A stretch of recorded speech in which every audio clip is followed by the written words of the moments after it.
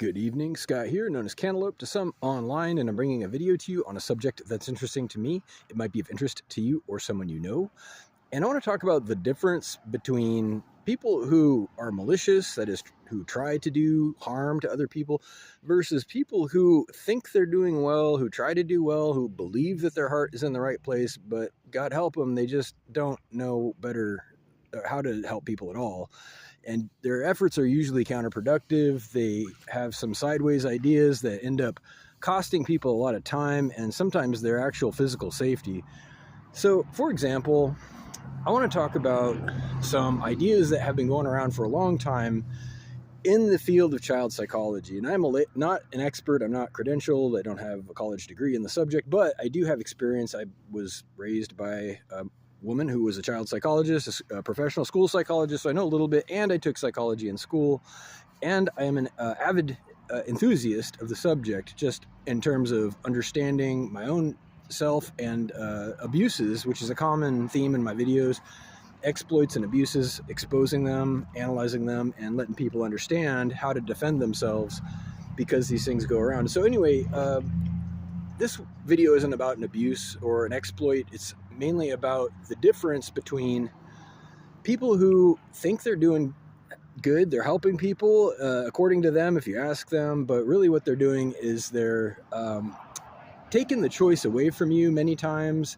And I'm going to give a specific example. They're taking the opportunity away from you to grow and develop, to chew your own food, so to speak, to become independent. And this is really, for me, the bottom line. The measurement, the ultimate yardstick is whether the person is helping a person become healthy, happy, and successful in life in the long run, helping them grow and develop and become independent in terms of thought and action.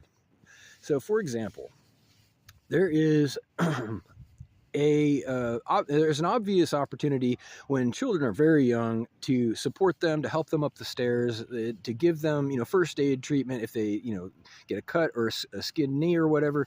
But there's also a huge opportunity that gets missed many, many times by parents who fail to recognize when their kids are ready to advance to self-care when it comes to taking a couple of bumps and bruises and finding the first aid kit, for example. Where are the Band-Aids? I mean, most kids from a very early age can at least find out where that stuff is. And if a lot of parents, unfortunately, will hide the first aid kit because their kids have never learned impulse control, right? So they get into it and they throw it everywhere, they destroy it or throw it or flush it down the toilet, whatever. But it's the same with, your pets. If you teach your pets from an early age to regulate their own diet, for example, as a parallel, many times they can learn very quickly and effectively to self-regulate.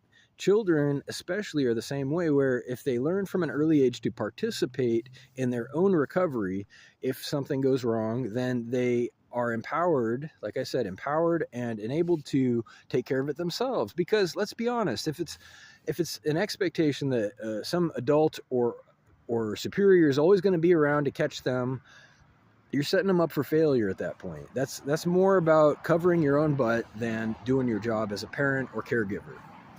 So I don't mean to rail against attitudes or people, and I don't mean to pass judgment on specific situations or families, but I do see this all the time, and it's made so much worse as a connected subject. It is made so much worse when adults, and it's almost all of them, if we're being honest, indulge in alcohol, right? So what happens when they want to take a load off? It's Friday night, you just put in 10 hours at the office or whatever, you want to drink a few beers, and so unfortunately at this point, you are resigning from your job as a parent.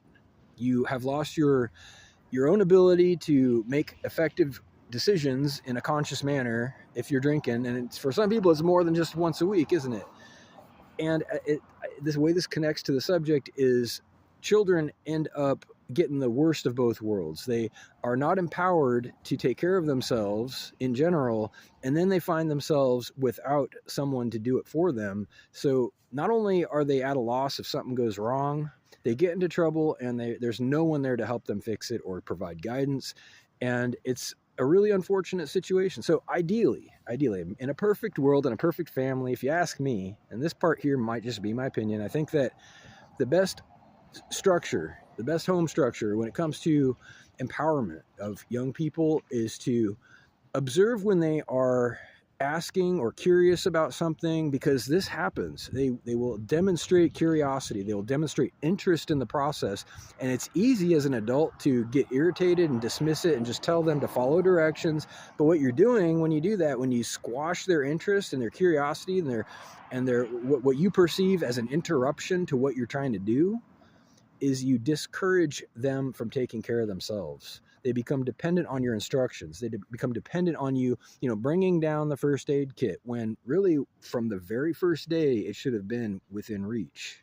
And this is that opportunity I spoke of. So anyhow, a very specific example, but I see, and I've made previous videos about school crossing guards in high schools. It's at that point, heck, what's next? Okay, they're going to college or not, but they're going to be out of the house, out of supervision by a direct teacher or parent in the very near future. If they're already in high school, come on, how many clues do you need that it's time to, give them a little bit of slack on the leash there?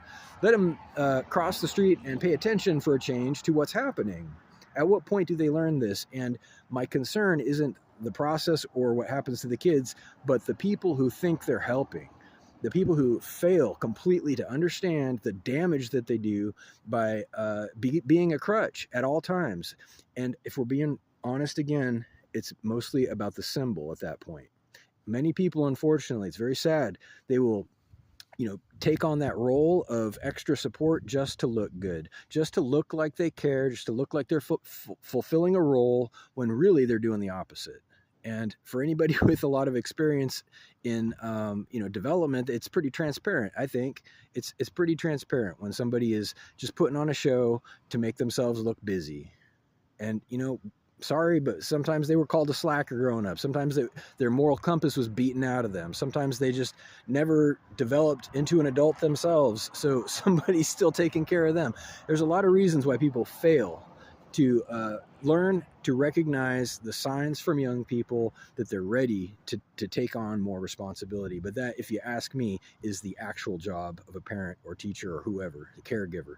Reach out if you agree or disagree. I want to hear about it to whitehotrobot@gmail.com, or leave a comment below. Thank you very much.